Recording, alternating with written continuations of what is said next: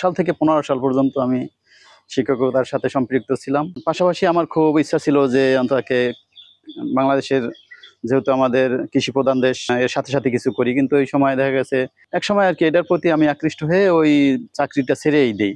পরে আমি কৃষির প্রতি বেশি ঝুঁকে পড়ি এবং একসময় আমি এটাও না করে বাহিরে চলে যাই।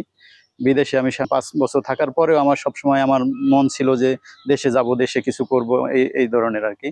পরে এসে আমি এই কাজটা শুরু করলাম। ২০১৯ একবার শুরু করছিলাম, পরে আবার ওটা বাদ দিয়ে দিলাম। কিন্তু এরপর আবার চলে যাই বিদেশ। ঢাকায়ও বিভিন্ন জব-টব করছি। এরকম একটা কোনো ভালো কিছু হয় না। কিন্তু আমার মন সবসময় পড়ে থাকতো মাঠের দিকে। এইভাবে কিছু একটা করব।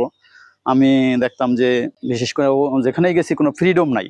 চাইছিলাম যে দেশে নিজের কিছু করি, পাশাপাশি একটা মানুষের সব স্বাধীনতারও প্রয়োজন।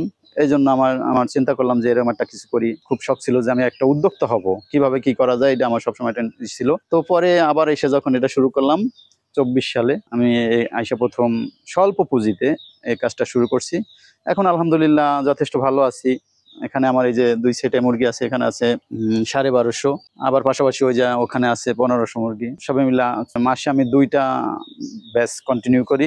এখানে আমি আগে চিন্তা করছি, দেখছি যে আমি নিজে স্যালারি পেতাম, কবে আমার স্যালারি হবে এরকম। কিন্তু আজকে দেখা গেছে যে আমি নিজেই স্বাধীন। আমার অধীনে অন্তত ২ জন কর্মচারী আছে, আমি ওদের বেতন দেই এবং কি পাশাপাশি আমি ওই বিদেশে যা আর্ন করতাম ওরকমই হয়। তো আলহামদুলিল্লাহ, কেন আমি বিদেশে পড়ে থাকবো? দেশের জন্য কিছু করতে আছি। সুদূর ভবিষ্যতে আমার প্ল্যান আছে যে নিজের পাশাপাশি দেশের জন্য, মানুষের জন্য কিছু আরো বড় পরিসরে কিছু করতে পারি কিনা, এটাই আরকি চেষ্টা করতে আছি। আরো বিভিন্ন সাইট আরো বাড়ানোর। এখানে পোল্ট্রি আছে, তারপরে এখানে এগ্রিকালচারের বিভিন্ন সাইট আছে।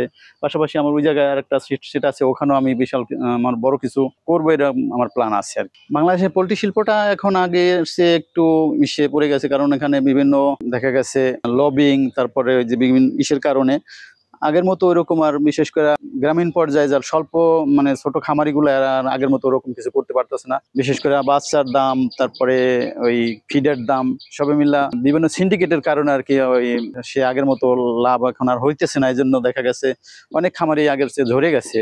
কিন্তু সরকার যদি এরকম কোনো পদক্ষেপ নিত, মানে সিন্ডিকেটটা এরকম ভেঙে দিতে পারতো, তাইলে আর ফিডের দাম, বিশেষ করে বাচ্চার দাম সবকিছু যদি একটু নিয়ন্ত্রণে থাকতো, তাইলে আমার মনে হয় আর কি বেটার হতো। হ্যাঁ, অবশ্যই, কেন পারবো না? পোল্ট্রি শিল্প দিয়ে অনেক কিছুই করা যায়। কারণ এখানে দেখা গেছে যে এটা তো বড় একটা শিল্প। বাংলাদেশে যদি এই পোল্ট্রি শিল্প, আমার মনে হয় শুধু বাংলাদেশ না, বিশ্বের যদি এটা না থাকতো, তাইলে আমার মনে হয় যেন ওই কি পর্যায়ে যেত, আমিষের চাহিদা পূরণের জন্য মনে হয় কোনো কি বলবো, যেন সারা বিশ্বে দেখা গেছে আমি দুবাইতে গেছি, মালদ্বীপে গেছি, ওখানে দেখছি যে এই পোল্ট্রির প্রতি, অন্তত এই মাংসের প্রতি নির্ভরশীলই বেশি। কারণ আমরা দেখা গেছে ওই গরুর মাংস, অন্যান্য ইসের মাংস এতটা আমরা পাই না।